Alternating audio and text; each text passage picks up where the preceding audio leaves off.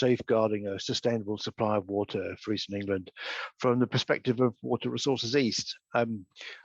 My name is Lindsay Hargreaves. I'll introduce myself a little more later, and I'm going to be doing this with my colleague, Dr. Murray Barnes.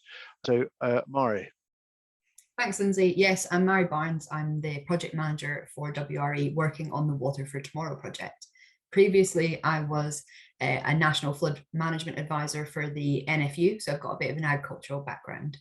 Thanks, Murray. So I'm Lindsay Hargreaves, and I sit on the Water Resources East board as a non-executive director.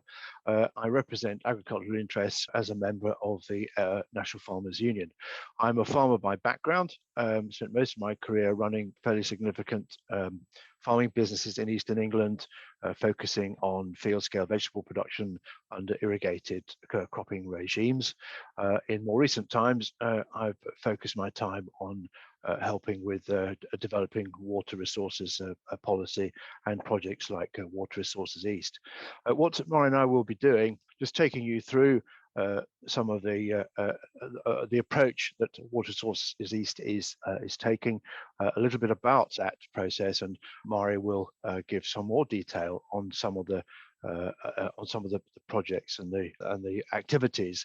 So, looking at Water Resources East and its vision and its strategy.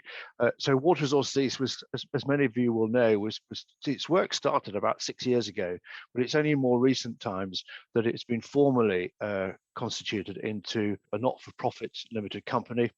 And its task is to come up with a multi-sector and co-created strategy for water resources for the Eastern region through to 2050. And in very simple terms, the Eastern region is that area from the River Humber in the north to the River Thames in the south, and from the east coast to a line roughly through central England. That's very broadly speaking.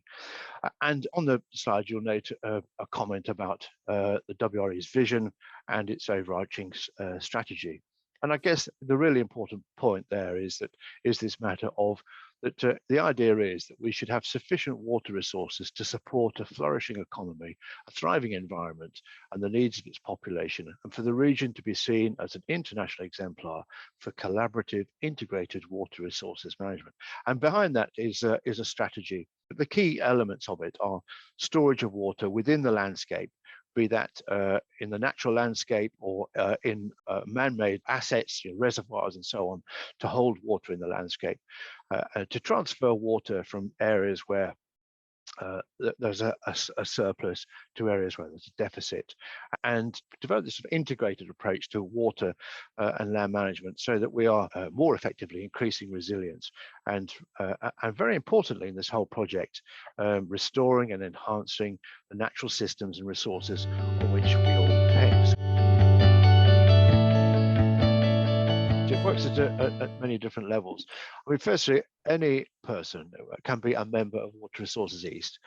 It costs nothing. You're exposed to a maximum liability of £1 in the unlikely event that Water Resources East becomes insolvent, but that's the extent of your exposure. And in exchange for that commitment, you're part of the club. And there are around about 190, it's approaching 200 members of Water Resources East now, right across the spectrum, and a number of those are farmers. At the other end of the scale, I sit on the WRE board as a non-executive director. I'm there representing the National Farmers Union and its members, and I'm there to speak up for farming and landowning interests.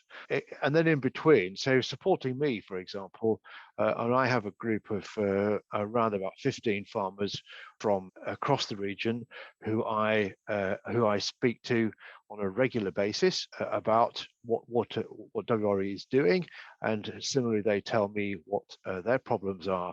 So that keeps me in touch with things across the region, and it gives a line of communication for them right into the board. And those people are in turn, there's a cascading effect, if you like, because they are in turn in touch with their various groups around them. So we get that.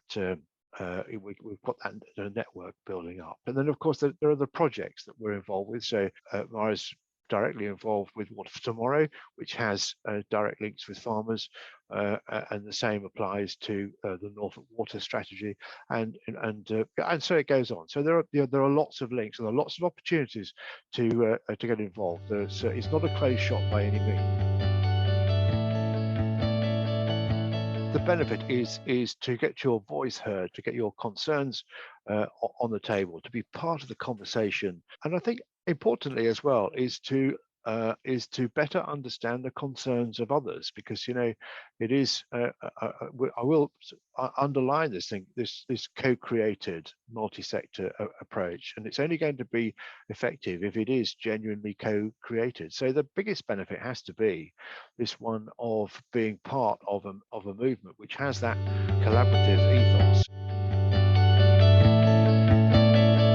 And furthermore, in terms of farmer involvement, the local catchment focus groups they're an ideal opportunity to get involved. And one of the points that's been highlighted recently in the whole WRE process, and as we develop our draft plan, is knowledge gaps. And one of those knowledge gaps is a detailed understanding of how agriculture works at catchment level. So there's a big opportunity for individual farmers and land operators right across the region. Look out for that local focus group meeting and join in.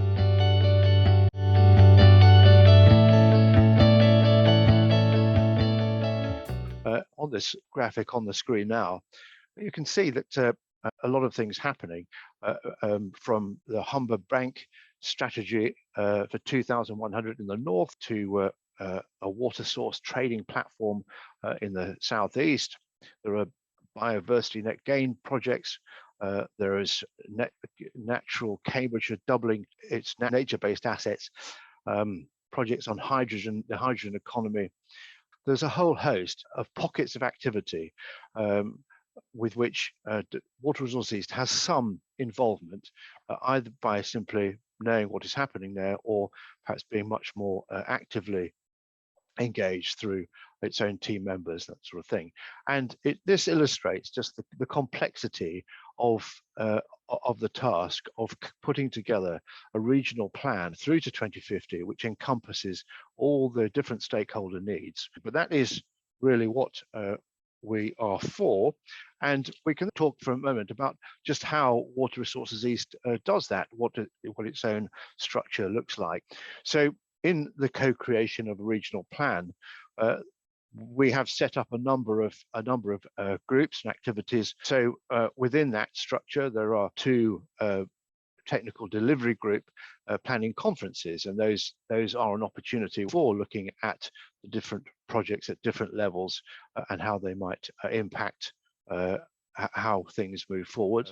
An acronym there, SAG, Strategic Advisory Group, training sessions so that we can inform ourselves better.